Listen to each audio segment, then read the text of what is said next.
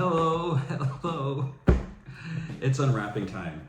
We're looking at YouTube's how to reassemble an atomic bomb. So if you're a YouTube fan, and I know some people are like, oh, I hate YouTube, Bono, this and that. Bono's an awesome guy. He does a lot of great things. And I always think it's the sunglasses. People think that he thinks he's so cool. He wears no, he's got sensitive eyes. There's a reason he's wearing it.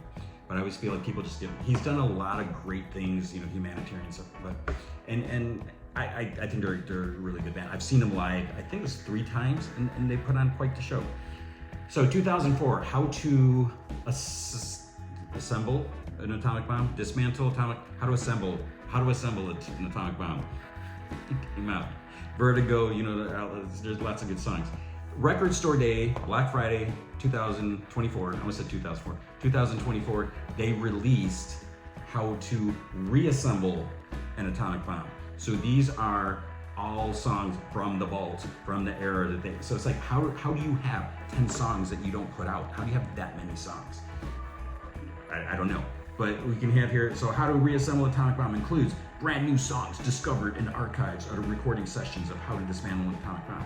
But I guess that's the thing where, you hear stories all the time where bands, they have all these songs and then they got to make the cut, or they got to figure out how many, because, a lot of times the record label, they only want a certain number of albums, and part of it has to do with the pressing and how long it is, and if it's too long. And then, then when you got vinyl, I don't think vinyl was as much of a concern in 2004, but if there's too many songs, it's not going to fit on one vinyl, then you need 2 vinyls, and that's going to add the costs and production and retail price and all that. So I'm assuming there's a bunch of stuff like that. And then as you're just messing around with songs, you just you hear the stories where they're just doing different things, and some things stick, some things don't, and they just kind of go with that.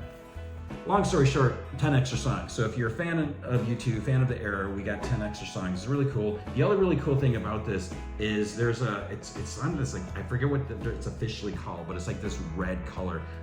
The Edge actually did a video where I haven't opened mine yet, because I'd like to share this experience with you, so I've been waiting since Black Friday. But the Edge did a video and he showed off that vinyl. I was like, that is a really nice looking vinyl. So I thought we would share this together and see what it looks like. This is very reflective. I was gonna say, you can see the track list. I wonder if I take off the shrink wrap plastic. So maybe we should just do that. All right, so you can see, you got the front, very, similar to the original.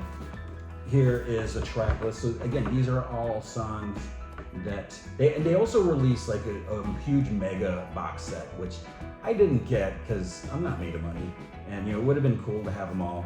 But I was like, when I saw this was like a Record Store Day, I'm like, that's cool, because then I can just get these, and maybe someday, I'm trying to remember if they actually sell the regular album standalone or if it's only in the set. So we got the gatefold. I don't want the records to pop on. So we got that.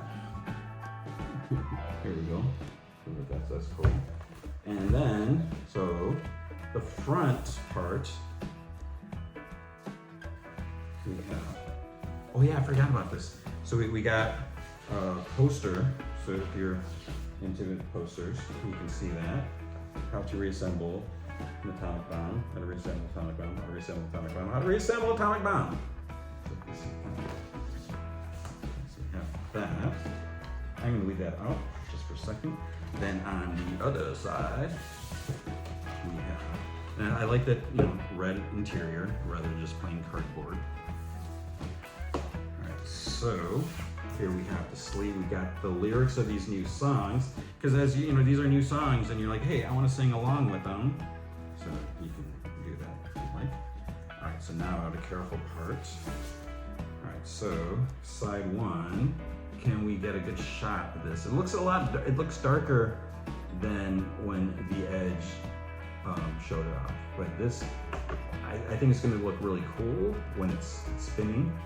So just take are you watching this on a phone? Just spin your phone around, or don't do that. So we have that.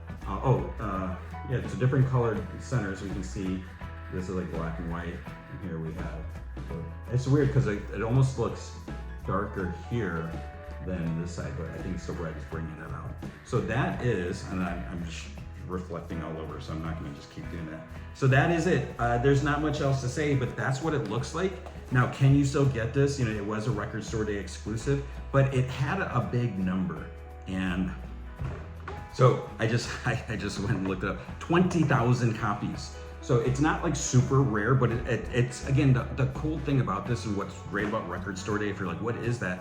That's where indie stores can sell exclusive records. So this is not available like at Target or other places, like individually like this. It might be, you know, you might be able to get the big mega box set in other places, but you can only get the standalone thing at indie record stores.